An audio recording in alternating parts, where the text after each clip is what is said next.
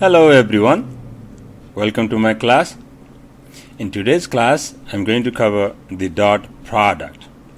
So let me start the class right away. So our goal in this section is to know how to multiply vectors. There are two ways to multiply vectors together. One way is the dot product and the other way is the cross product. So in today's class, I'll cover the dot product and we'll cover next class the cross product. So first definitions, the dot product for any two vectors u with component a, b, c and vector v with component p, q, r in R3, their dot product is denoted by u dot v and is defined as vector u dot vector v equals to, we multiply the corresponding component of these two vectors and add them, which is a times p is ap and then plus b times q is bq plus c times r cr. And the dot product is a scalar, so sometimes this dot product is also called a scalar product. Quick visualizations here. So input are vectors and we do the dot product and it gives us the scalar quantity. Geometrically, put tails of two vectors together making an angle theta, then their dot product is given by then u dot v equals to magnitude of u times magnitude of v times cosine of theta, where theta is angle between u and v. So from these relations we can rewrite cosine theta equals to u dot v over magnitude of u magnitude of v, and this implies the theta equals to cosine inverse u dot v over magnitude of u magnitude of v. So if you need to find an angle between two vectors, then we use this formula, theta equals to cosine inverse u dot v over magnitude of u magnitude of v. Great. Quick example 1, for given vectors, here is given two vectors u and v, compute the following a and v. So part A, u dot v. So to compute the u dot v, we simply multiply the corresponding component of these vectors and add them. So 8 times 5 plus 1 times minus 2 plus minus 4 times 1, which is here. It turns out to be a scalar quantity 34. Great. Part B, let's find the angle theta between u and v. So we have the formula here. So theta equals to cosine inverse dot product of u and v over magnitude of u magnitude of v. So the dot product is 34 you found in part A over the magnitude of u and magnitude of v. So magnitude of u is radical 8 is square plus 1 is square plus negative 4 is square. So 8 times 8 is 64 plus 1 is square 1, 65 plus 4 times 4 is 16. So 65 plus 16 on 81. So the radical 81 is simply 9. For the v vector, its magnitude is 5 is square, negative 2 is square, and 1 is square on the radical. So that means 5 times 5, 25, plus 4 plus 1 is radical 30. Great. Quick note, the dot product gives an idea of how much two vectors are aligned with one another. Some observations. U dot v equals to 0 implies theta equals to pi half. This just comes from this formula. If theta is pi half, then cosine pi half is 0. So the u dot v is 0 if theta is pi half.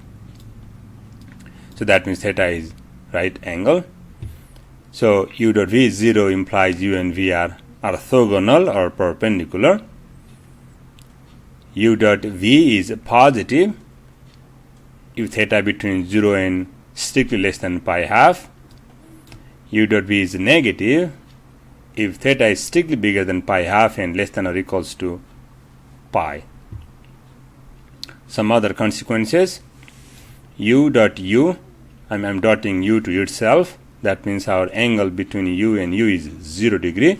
So by formula, u dot u equals to magnitude of u, cosine 0. Cosine 0 is 1, so simply magnitude u square.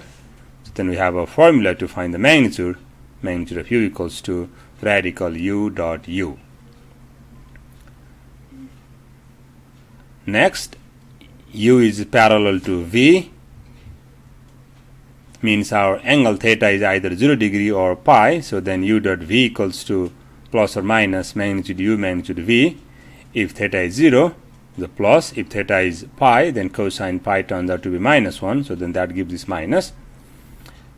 Another, u dot u is 0, implies u vector is 0 itself. Next, the magnitude of u dot v is magnitude of u, magnitude of v, magnitude of cosine theta. But we know the cosine theta is at most 1. So then less or equals to magnitude of u, magnitude of v. This inequality is called Cauchy-Schwarz inequality. Similarly, we have triangle inequality. The magnitude of u plus v is less than or equals to magnitude of u plus magnitude of v. Also, we can use the vectors to prove the Pythagorean theorem here. So magnitude of u plus v square equals to, we FOIL this one. Since theta equals to pi half, so this middle term goes to 0. Then we have magnitude of u plus v square equals to magnitude u square plus magnitude v square. Awesome. Some properties of dot product. So dot product is commutative. Dot product distributive over the vector sum. K is scalar. We can send the k inside this dot product, means we can multiply this k to the u and take the dot product, or we can multiply the v by k and then take the dot product with u. 0 vector is orthogonal to every vector, so that means vector 0 dot vector u is 0. And the last properties here, u dot v dot w. Here is the u dot v is a number. I cannot dot number to vector, or v dot w is number, and I cannot dot with u vector. So that means this operation does not make sense to us. Great. Remark: the coordinate unit vectors I, j, k are all mutually perpendicular. That means I dot I is 1 and I dot j is 0, I dot k is 0.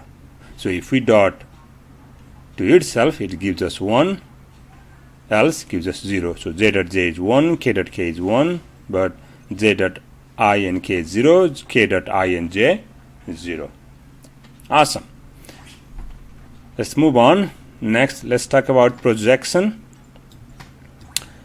Orthogonal projection of u onto v, just a shadow vector. So here we are projecting u vector onto v vector, means we are putting the light here and its shadow vectors falls here. Then that vector, means here the red vector, is the projection of u onto v. If my u vector is here, making an angle theta, which is obtuse angle, then the projection of u onto v is I need to extend v to this side and I need to project here. So then this vector is my projection of u onto v if theta is obtuse angle. So the formula, so projection of u onto v equals to u dot v over v dot v times the vector v, and the scalar projection of u onto v is just the magnitude of this projection vector, which turns out to be u dot v over magnitude of v. Some side notes. Projection of u onto v equals to scalar projection of u onto v along the unit direction of v. Yes, so the magnitude of this red vector is the scalar projection of u onto v, and for the vector, if I want to put the vector means the direction on this scalar projections, then I need to give the directions. Then all I can take the unit vector along this v vector. So this is true. Also, the scalar projection of u onto v turns out to be magnitude of u cosine theta. Yes, so this is simply the, in this triangle, this is simply the magnitude of u times cosine theta. Next, projection of u onto v is this red vector, but if I switch projection of v onto u, then I need to look the shadow on u. So then that means these two vectors are not equal, so keep in mind. Next, the projection of u onto v is 0, means u is orthogonal to v. Great. Another alert: the length of the projection vector is not longer than the projected vector, and also does not depend on the length of the vector v. Means this projection vector does not depend on the length of v. Great. Let's move on. So application of projections, that means application of the dot product here. We can define the work. So suppose a force moves an object from a point A to a point B, that is along the displacement vector AB. Then the formula for the work done by force W equals to, it turns out to be simply the force vector dot with displacement vector. Great. So now with this theory concept, let's do some example. So first example 1. Example 1, suppose given two vectors here u and v, I wrote u and v in terms of I, j and k, and compute the following subquotients a through d. So in A, let's compute the dot product of u and v. So here, so the solutions, in the dot product we multiply the corresponding component and add them. That means we multiply the first these I terms to I terms, then j terms to j terms, and k terms to k terms, because if I multiply I to j and k, this gives me 0, right? Similarly, j and k cases. So here u dot v equals to 8 times 5, 40, I dot I turned out to be 1, plus j times this 2j. That means 1 times minus 2 is minus 2, then j dot j turned out to be 1. Next, minus 4 times the 1 and k dot k turned out to be 1. And simplified, it gives us 34. Part B, is vector u orthogonal to v? To show orthogonality, all you need to show the dot product is 0. But from part A, dot product is not 0, so u is not orthogonal to v. Part C, let's find the projection of u onto v. So let's apply the formula. The projection of u onto v equals to u dot v over v dot v times vector v. We computed in part A u dot v, which is 34. Then let's compute v dot v, means let's take a dot product of v with itself. That means 5 times 5 is 25, then 2 times 2 4, so plus 4, then 1 times 1 is 1, so 25 plus 4 plus 1 is 30 down there. And put the vector v is 5i minus 2j plus k, which is here. And we know the projection is a vector. Part D, let's compute the scalar projection of u onto v. This is simply the magnitude of the projection of u onto v, or apply the formula. Either you find the magnitude of this vector or apply the formula. Here I applied the formula. It turns out to be 34 over radical 30. Great. Let's move on. Let's do example 2. In example 2 says, if magnitude of u is 7, magnitude of v is 4, and the angle between these two vectors u and v is pi over 6, then find their dot product u dot v. Begin the solutions. By formula, u dot v equals to magnitude of u, magnitude of v, cosine theta. Theta is pi over 6. So magnitude of u is 7. Magnitude of v is 4. And cosine pi over 6 is radical 3 over 2. Then multiply these numbers. It gives us 14 times radical 3. Great. I hope you are following me so far. Let's move on. Let's do example 3. Find the acute angle between the two lines y equals to 2x minus 3 and y equals to minus 3x plus 5. We know angle between two lines is the same as angle between their corresponding parallel vectors. So let's find the parallel vectors. So to find the parallel vectors, first find their slope. So for the first line, the slope is 2. So a parallel vector to the first line is u equals to 1, 2.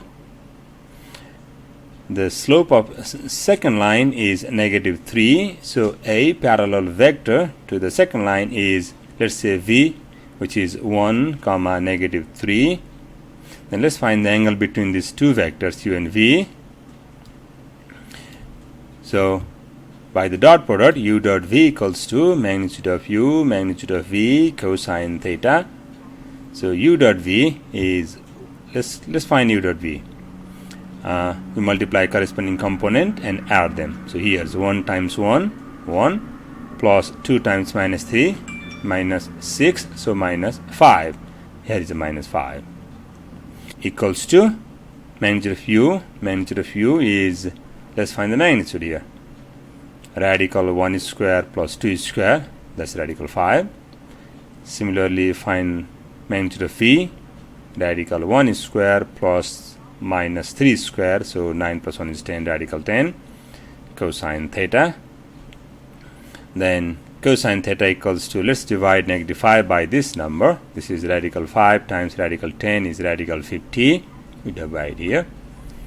This is same as negative 1 over radical 2, because I can write 50 equals to 25 times 2, and 25 take outside the radical, only 5 cancel. So theta is 135 degree. But the question asks us to find an acute angle, so let's subtract from 180 degree. So our answer, the acute angle between these two lines, turned out to be pi 4th, that is 45 degree. Great. I hope this makes sense to you all. Let's move on. Let's do example 4. This is the applications of the dot product. That means we are finding the work done by a force. So example 4, suppose a constant force 70 Newton is used to pull a wagon to a distance of 100 meters along a horizontal path. So the displacement vector is 100. The handle of the wagon is held at an angle of pi third above the horizontal. Then find the work done by the force F. So here, this is a wagon. This angle is pi third. We are pulling these directions. Then the work done equals to, by formula, work equals to force vector dot with a displacement vector. Then by formula, F dot D equals to magnitude of F, magnitude of D, cosine theta. Theta is pi third. So magnitude of F is 70, magnitude of D is 100, cosine pi over 3 is 1/2. Multiply, it gives us 3500 joule. Great. So we finished this dot product in today's class. In next class, we will cover the cross product between vectors. Thank you.